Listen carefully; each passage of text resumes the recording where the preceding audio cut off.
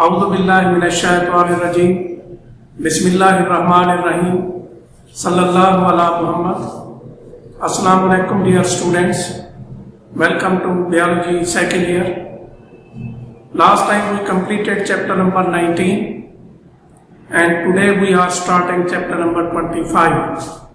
अब आप कहेंगे कि 19 के बाद तो चैप्टर 20 आता है, फिर आगे 21 है एटसेट्रा, तो वाई चैप्टर नंबर 25?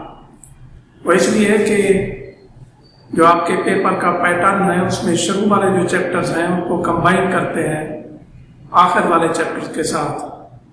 तो इसलिए एग्जामिनेशन व्यू पॉइंट से आपको एग्जामिनेशन के लिए बेहतर तौर पर तैयार करने के लिए ये आखिर वाले हम चैप्टर्स दे रहे हैं ताकि मोस्ट इम्पॉर्टेंट पहले कवर हो जाए। क्योंकि इकोलॉजी वाले जो चैप्टर्स हैं इनको कंबाइन किया जाता है पहले शुरू वाले चैप्टर्स के साथ। तो therefore we are taking chapter number 25. The topic that we want to discuss today in chapter number 25, that is ecosystem and components of ecosystem. Ecosystem क्या है और ecosystem के components अज़ा कौन से हैं? You are already familiar with the definition of ecosystem. Chapter number 1 first year का, उसमें आप इकोसिस्टम की डेफिनेशन ऑलरेडी सीख चुके हैं। A community together with its living surroundings is known as ecosystem. A community together with its non-living surroundings is known as ecosystem. यानी एक community अपने बेजान माहौल समेत वो इकोसिस्टम कहलाती है। अब सवाल ये पैदा होता है कि कम्युनिटी क्या है? कम्युनिटी की भी डेफिनेशन आप फर्स्ट ईयर चैप्टर नंबर 1 में सीख चुके हैं। दो या दो से ज्यादा पॉपुलेशंस जिनका ताल्लुक डिफरेंट स्पीशीज से है, जो एक ही एरिया और एक ही वक्त में रहती हैं, उसे हम कम्युनिटी कहते हैं। 2 or more population belonging to different species living in the same area and at the same time is known as community. For example, a forest is a community. एक जो फॉरेस्ट है उसमें कई स्पीशीज प्लांट्स की होती हैं, कई species animals की होती हैं, वो एक ही जगह एक ही टाइम पे होती हैं, तो आ फॉरेस्ट में भी पार्ट ऑफ कम्युनिटी। अब सवाल ये पैदा होता है कि ये पॉपुलेशन क्या होती है?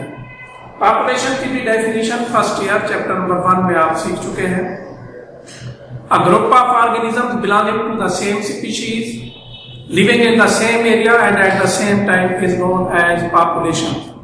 जानदारों का एक ग्रुप जिनका ताल्लुक एक ही स्पीशीज से है, एक ही एरिया एक ही टाइम पे रहती हैं, उसे आप पॉपुलेशन कहते हैं। मिसाल के तौर पर आपकी बायो की क्लास है, बायो की क्लास के जो स्टूडेंट्स हैं they belong to the same species, they live in the same area and at the same time, so they form a population. तो इकोसिस्टम क्या है? आप community together with its non living surrounding is known as community. और फिर community की definition and then definition of biology. और ये ecosystem, community, population, ये सारी चीजें हम पढ़ते हैं ecology.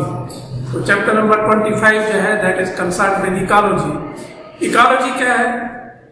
The study of organism in relation to their environment is known as ecology. Ecology जो टर्म है, ये जर्मन जूलॉजिस्ट जिसका नाम अर्नस्ट हाइकल है, उसने पहली दफा यह टर्म इकोलॉजी इस्तेमाल की। इकोलॉजी जो लफ्ज है ये 2 अल्फाज का मजमूआ है, एक आइकस और दूसरे लॉजी। आइकस का मतलब है द फैमिली, हाउस होल्ड या होम, और लॉजी लफ्ज है लुगास से, लुगास का मतलब है स्टडी। लफ्जी मतलब बनता है the study of organism eight their home. Home से मुराद है एनवायरनमेंट, यानी जानदारों का मुताला उनके घर पे यानी उनके माहौल में। So in this way the branch of biology in which we study the relationship between organism and their environment is known as ecology. So you must be familiar with the definition of ecology, ecosystem, community and population. Now we come to the components of ecosystem. Components, ecosystem के अज़ा, there are 2 main components of ecosystem, abiotic components और biotic components. Abiotic components क्या है? Non-living components of the ecosystem are known as abiotic components. Ecosystem के वो components जो non living है, बेजान है, उनको हम एबायोटिक कंपोनेंट्स कहते हैं। मिसाल के तौर पर एयर है, वाटर है, सैंड है, ये सारे नॉन लिविंग थिंग्स हैं। तो non living components of ecosystem are known as abiotic components. Abiotic component में एटमॉस्फेयर, हाइड्रोस्फीयर, लिथोस्फीयर आते हैं। एटमॉस्फेयर दो अल्फाज का मजमूआ है, एटमो और स्फीयर। एटमो का मतलब है एयर और स्फीयर मींस प्लेस। इसका मतलब है इकोसिस्टम का वो हिस्सा जहां तक एयर मौजूद है, that is known as atmosphere. Hydrosphere is also a combination of two words. One is hydro and other is sphere. Sphere means place, hydro means water. यानी ये जो इकोसिस्टम है इसका वो हिस्सा जहाँ पे वाटर है, that is known as hydrosphere. Lithosphere, litho भी दो अल्फाज का मजमूआ है। लिथो मीन्स अर्थ या सैल और स्फीयर मीन्स प्लेस। इकोसिस्टम का वो हिस्सा जहाँ पे अर्थ सैल मौजूद है, that is known as lithosphere. और अब इकोसिस्टम के वो कंपोनेंट जो लिविंग ऑर्गेनिज्म पर, लिविंग थिंग्स पर मुश्तमिल है, उनको हम बायोटिक कंपोनेंट्स कहते हैं। The components of ecosystem which consist of living organisms are known as biotic components. इसमें प्लांट्स आ जाते हैं, एनिमल्स आ जाते हैं और डिकम्पोजर्स आ जाते हैं। डिकम्पोजर में बैक्टीरिया और फंजाई आ जाते हैं। तो वो जगह इकोसिस्टम की जहां पे लिविंग ऑर्गेनिज्म पाए जाते हैं उसे हम बायोस्फीयर कहते हैं। और ये जमीन की सरफेस से 8 से 10 किलोमीटर ऊपर और इतना ही जमीन की सरफेस से डेप्थ पे ऑर्गेनिज्म पाए जाते हैं। तो इस हिस्से को हम क्या कहते हैं, बायोस्फीयर कहते हैं। The part of earth which is inhabited by living organisms is known as biosphere. जमीन का वो हिस्सा जहां पे लिविंग ऑर्गेनिज्म पाए जाते हैं उसको हम बायोस्फीयर कहते हैं। तो जमीन की सतह से 8 से 10 किलोमीटर ऊपर और इतनी ही डेप्थ में जो जगह है वहां पे ऑर्गेनिज्म पाए जाते हैं, ये सारा जो पार्ट है that is known as biosphere. और जो बायोटिक कंपोनेंट्स हैं इकोसिस्टम के, ये हम इस हेडिंग में पढ़ रहे हैं, processes in ecosystem and interaction between biotic and abiotic components. Ecosystem में एक इंटरेक्शन होता है, किस चीज के दरमियान, ऑर्गेनिज्म के दरमियान और माहौल के दरमियान। कैसे इंटरेक्शन होता है, इसमें एक तो सर्कुलेशन ऑफ केमिकल एलिमेंट्स होता है। Chemical elements non living environment से, इकोसिस्टम से, जैसे सैल है, वहां से केमिकल एलिमेंट्स प्लांट्स में जाते हैं, प्लांट्स से एनिमल में जाते हैं, फिर प्लांट्स की डेथ होती है, एनिमल की डेथ होती है, डिकम्पोजर डेड एनिमल्स और डेड प्लांट्स को डिकम्पोज करते हैं और डिकम्पोजिशन के नतीजे में जो सिंपल न्यूट्रिएंट्स केमिकल एलिमेंट्स बनते हैं, they return to the soil. Soil से फिर वो प्लांट्स से एनिमल, फिर डेड प्लांट्स और डेड एनिमल से वापस ये नॉन लिविंग एनवायरनमेंट पे आ जाते हैं। तो ये है जैसे सर्कुलेशन ऑफ केमिकल एलिमेंट्स। फिर इकोसिस्टम में क्या होता है, फीडिंग रिलेशनशिप्स आते हैं कि प्लांट्स हैं वो खुराक को तैयार करते हैं, फिर एनिमल्स हैं वो अपनी खुराक प्लांट से हासिल करते हैं, जो डिकम्पोजर्स हैं वो डेड प्लांट्स और डेड एनिमल दोनों से अपनी खुराक हासिल करते हैं। तो ऐसे रिलेशनशिप फीडिंग रिलेशनशिप कहलाते हैं। फिर इकोसिस्टम में फ्लो ऑफ एनर्जी होता है। आप जानते हैं कि इकोसिस्टम में जो सोर्स ऑफ एनर्जी है दैट इज द सन। वो सूरज है, सूरज से लाइट आती है, उस लाइट को प्लांट्स एब्जॉर्ब करते हैं, क्लोरोफिल एब्जॉर्ब करता है, फोटोसिंथेसिस प्रोसेस होता है जिससे फूड मैन्युफैक्चर होती है।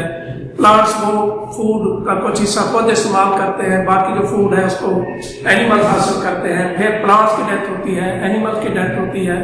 तो डेड प्लांट्स और डेड एनिमल्स को डिकम्पोजर जैसे बैक्टीरिया और फंजाई है वो डिकम्पोज करते हैं और डिकम्पोजिशन से फिर न्यूट्रिएंट बनते हैं, वो सेल में आते हैं। आप देखते हैं कि in the ecosystem there is flow of energy from the sun to the plants and flow of energy from the plants to the animals, और फिर इस तरीके से प्लांट्स और एनिमल्स से डिकम्पोजर तक फ्लो ऑफ एनर्जी होता है। तो बायोटिक कंपोनेंट्स जो है इकोसिस्टम के, उनमें 3 चीजें आती हैं। Number 1 producers, number 2 consumers, number 3 decomposers.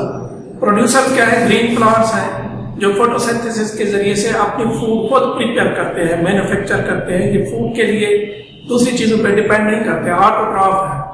सो प्रोड्यूसर जो कंपोनेंट है, these are green plants, they manufacture their own food by the process of photosynthesis, they are autotroph, they don't depend on other things for their food.